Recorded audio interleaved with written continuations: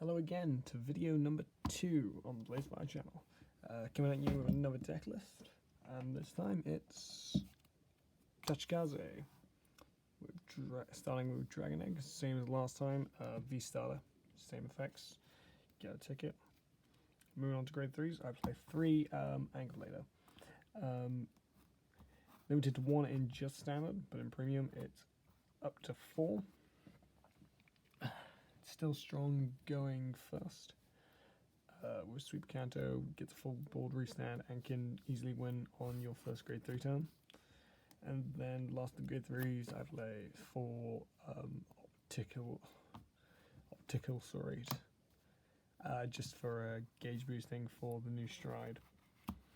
And for Nibiru's if I ever need them for that. On to grade 2s, the best grade 2, Super Canto. 5k for every gauge on it, gauges itself, and then if I have 3 gauge or more on it, cannot be chosen by opponent's card effects, so just really nice to beat around cards. It's just too strong. 4 Megarex for basic retire. Needed in deck, don't have to play it's on attack, retire 1, draw a card, and then Counterblast, get a gauge on it. And then it gets 5k for a gauge. Don't really use the Counterblast kit gauge often, it's just retire 1, draw 1, then plus other things. For boosting gauge, you get 3 Turbo Smilodon on attack or on place. Gauge something. Just nice, basic gauge. Raider for swapping gauge around, which isn't as prevalent right now, but it will become prevalent later. Plus, if I go first and I call an extra grade 1 and I ride this, gauge that extra 1, I can move the gauge to a Sweep or a Megarex. So it's basically just so my gauge is in the right place where it needs to be. For the grade 1s, 4 Sonic Noah. It gauges 1, and then if an attack hits or when it boost hits, retire a rare card and I draw a card. So usually the card I'm retiring for is Lacerator-X, which when placed gives itself a equip gauge, and then when it's retired, doesn't matter when or how it's retired, but when it is, I still plus 1 and I can add the equip gauge to my hand. Play 3 Zandilfo. Just for gauge moving around, and then also I can equip gauge from top deck to unit, so it's just more ways to get gauge, and then 2 cards, 2 Savage Trooper just for another card that gains 5k for every gauge on it, so it just becomes a small, not as impactful Sweeper Canto, but it's can get big, and that's probably what it's just used for. And you're now going to see why I'm lazy with this deck build, because the triggers is where I'm the laziest. 2 Stride Fighter, that should be 4. That should be, one of these should be good with Soul, and the other 2 should be with these. Basically, I just can't be asked to fill it up. 4 RPGs. 3 Coal Magnum, this would be thinking about putting it to 2, so getting another Go Soul crit, basically because the new Stride restands everything anyway, but they're nice for Nibiru's turns when you want to stand your Sweep Canto. And then 4 V heals, just for the 20k and 10k power. It's just strictly better. Another reason why you're going to see I'm very poor when it comes to the G-Zone, because I'm really lazy.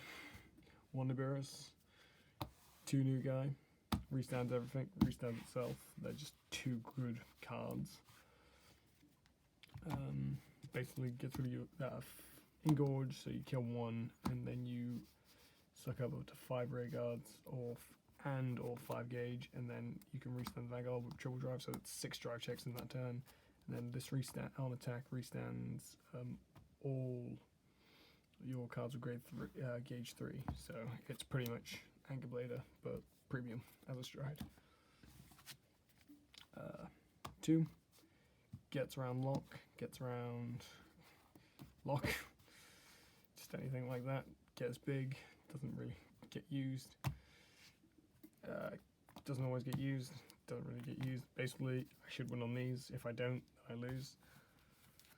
It's a breeze because it's a flip target, I guess. 2 primer because I usually don't have that much on board, so these tend to be up most of maybe 40k shields. Ganga, I can give stuff. I can bounce stuff to hand. It's 10k shield when I retire something, so I can retire Laceratrix on my opponent's turn if I needed the card in the gauge that desperately. And then 2 20k shields because I need something to flip with Final. Pretty much. I should probably switch one of these to a Dismal. But like I said, I'm too lazy with the G-Zone. I'm too lazy with the triggers. So get off my back. Don't blame me. Now, I wanted to talk about impacts that Gaia can have on that deck, because that was announced earlier on this month. So Gaia, you can include Gigant Flame, 11k base, and usually it can't attack unless there's an engorged unit or your Vanguard is Gaia. And it gains GB1 gains 5k for each other engorged unit.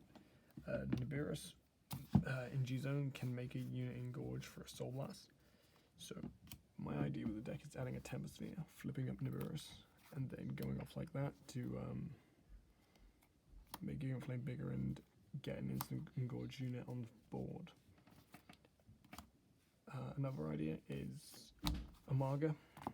The new cards, they can call cards from Gauge.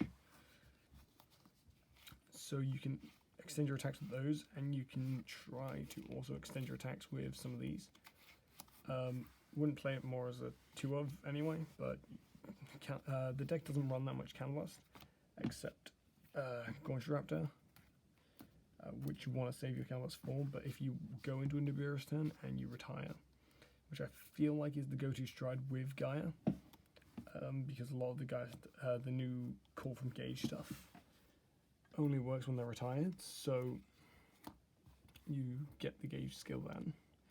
So you could also play these if you want to go for that, maybe 7, 8 attacks during your turn.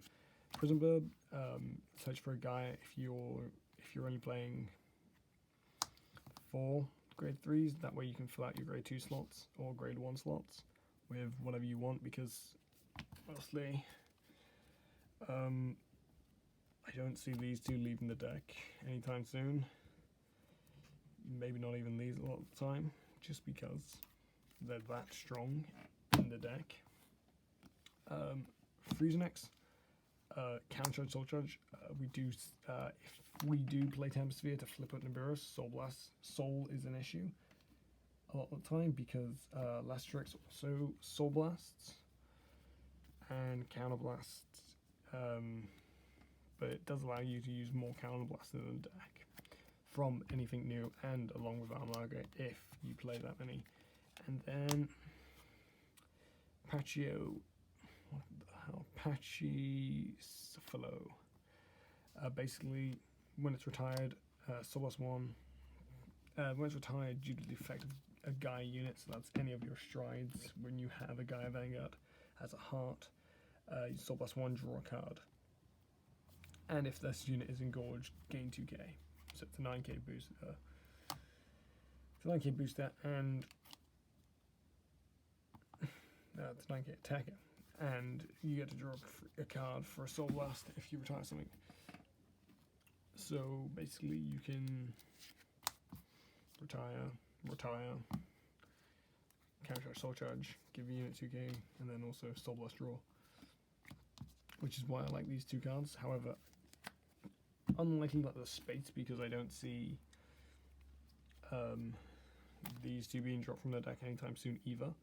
However, it's just different options that I do want to test out once the new Gaia is playable or available to test, pretty much.